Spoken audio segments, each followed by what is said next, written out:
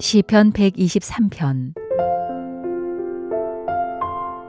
하늘에 계시는 주여, 내가 눈을 들어 주께 향하나이다.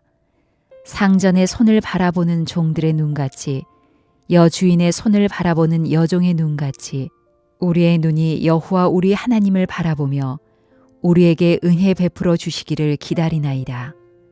여호와여, 우리에게 은혜를 베푸시고 또 은혜를 베푸소서. 심한 멸시가 우리에게 넘치나이다. 안일한 자의 조소와 교만한 자의 멸시가 우리 영혼에 넘치나이다. 오늘 시편은 여러분들이 지난번에도 들었던 것처럼 시편 120편부터 134편은 성전에 올라가는 노래로 우리에게 알려져 있습니다.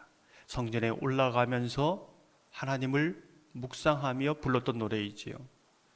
오늘은 어떤 노래를 부르고 있는가? 성전에 올라가면서 하나님의 전으로 올라가면서 어떤 노래를 부르고 있는가? 1절을 보면 이렇게 말씀합니다. 하늘에 계시는 주여, 내가 눈을 들어 주께 향하나이다. 하늘에 계시는 주여, 하늘에 계시는 주여. 이 한마디가 여러분에게 어떤 고백과 의미를 담고 있습니까? 하늘에 계시는 주여.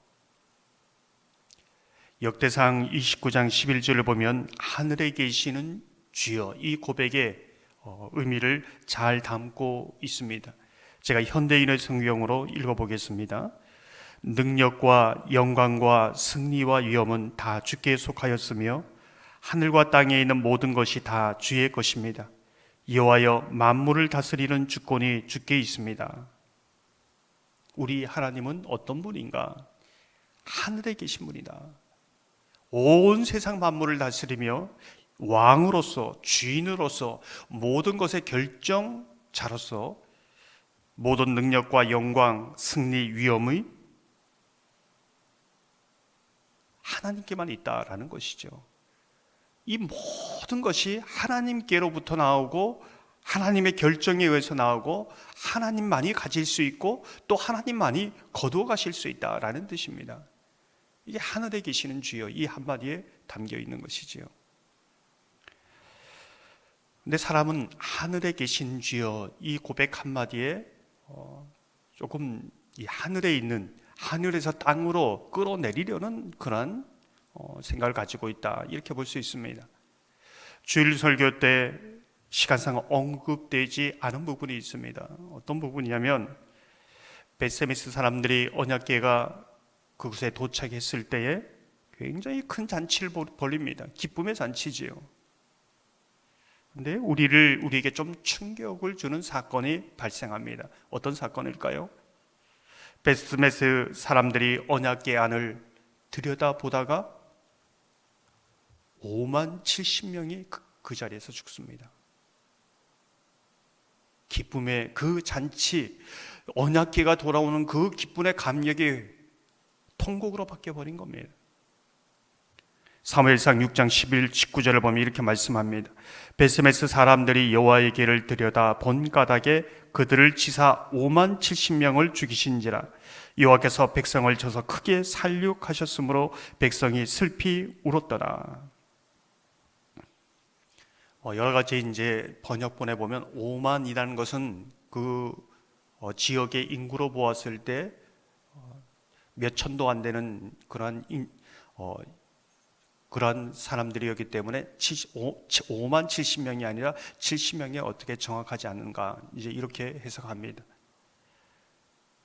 왜 벳세메스 사람들은 하나님께서 말씀하신 그 제사장들까지도 언약궤 안을 들여다보지 말라는 말씀을 민수기에 하고 있는데 왜 그렇게 자연스럽게 언약궤 안을 들여다보려고 했는가? 언약궤 안을 들여다보는 것이 5만 70명이 죽을 만큼 악한 행위였는가? 이런 질문이 있지요. 여러분은 어떻게 생각하십니까? 어떻게 보면 이 모습을 보면 정말 이 사건은 다 이해할 수는 없습니다. 그러나 분명한 하나님이 왜 이렇게까지 하셨는가라는 분명한 의도는 나옵니다. 당시 고대 근동의 문화를 보면 신비적이고 마술적인 그런 물건이 있으면 사람들이 만져보고 들여다보고 그것을 통해서 자기의 어떤 소원 성취를 이루려는 샤머니즘적인 그런 문화가 있었다는 겁니다. 언약궤도 그렇게 보는 것이죠. 언약궤가 블레셋에 가는 곳마다 재앙이 내리고 가는 곳마다 기적이 나타나고, 그러니까 신비한 마술적인 능력이 있는 것처럼 보는 겁니다. 우리나라도 그렇지요. 매스컴을 보면은 황금 거북이 경남 산청 지역에 있다 그러면 사람들이 관광지가 되어서 가서 거기에서 황금 거북이를 만져보고 그 앞에 소원을 빕니다. 왜 그렇습니까? 소원 성취를 해주니까요. 또 어떤 곳에는 황금 불상이 수백 미터가 되어서 그 앞에 가서 자기의 소원을 빌어보려고, 무병장수를 좀 이뤄보려고 그렇게 하기도 합니다. 근데 이 베세메스 이 사람들이 언약궤를 그렇게 보았다는 겁니다. 근데 이 사건을 통해서 그 사람들이 하나님은 땅에 있는 분이 아니구나, 하늘에 계신 분이구나, 이 고백이 어떻게 일어납니까? 이 사건을 통하여 그들의 고백이 이랬습니다. 하나님 여호와 앞에 누가 능히 서리요? 하나님은 하늘에 계신 하나님이구나, 땅에 있는 분, 온 천지를 만물을 다스리는 분이구나, 이 고백을 하게 된 것이죠.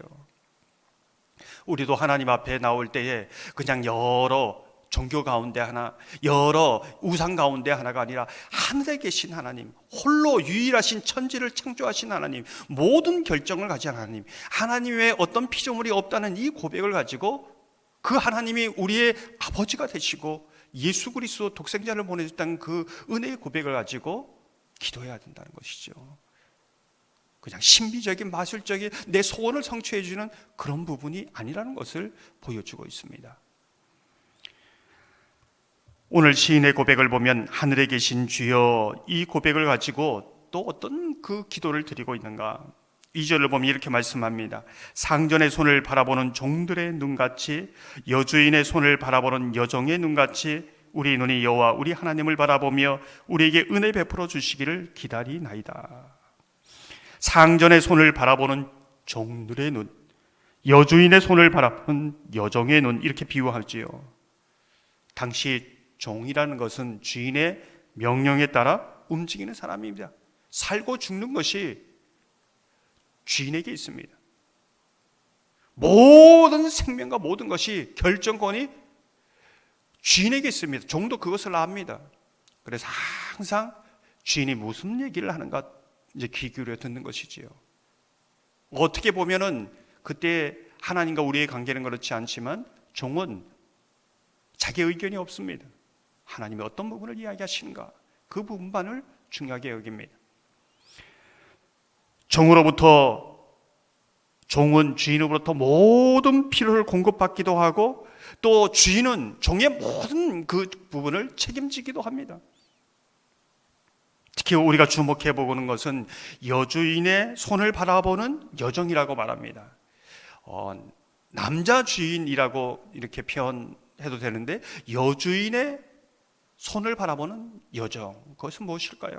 이제 여기에는 특별히 이 여주인은 그 종들의 훈련, 예의 범절, 모든 생활 방식, 이런 모든 것을 훈련시키는 그런 고난과 책임이 있는 그런 부분을 말해주고 있습니다. 하나님께서 특별히 여주인의 손을 바라보는 이 고백은 하나님께서 우리의 삶을 전체를 훈련시키고 또 그 부분을 통해서 우리를 다듬어 가시는 분이라는 것을 말해주고 있습니다. 특별히 오늘 3절 4절을 보면 종이 다른 사람에게 멸시를 당했습니다. 종이 멸시를 당한 걸까요? 주인이 멸시를 당한 겁니다. 그래서 종은 주인에게 지금 말하고 있습니다. 사랑하는 성도 여러분, 저와 여러분이 오늘 아침에 기도하는 이 하나님, 우리를 사랑하신 하나님, 그분이 하늘에 계신 주님이시고 모든 결정이 그에게 있고 모든 선함과 능력과 영광이 그 하나님께 나옴을 믿음으로 바라보며 주인을 바라보는 그 종의 마음처럼, 여주인의 손을 바라보는 그 여종처럼 오늘도 주님을 바라볼 때에 여러분 가운데 은혜 주시고 또 능력으로 함께 하시는 하나님의 얼굴과 자랑과 찬송으로 여러분을 인도하시는 그 하나님의 은혜를 누리며 살아가시기를 주님의 이름으로 축원합니다.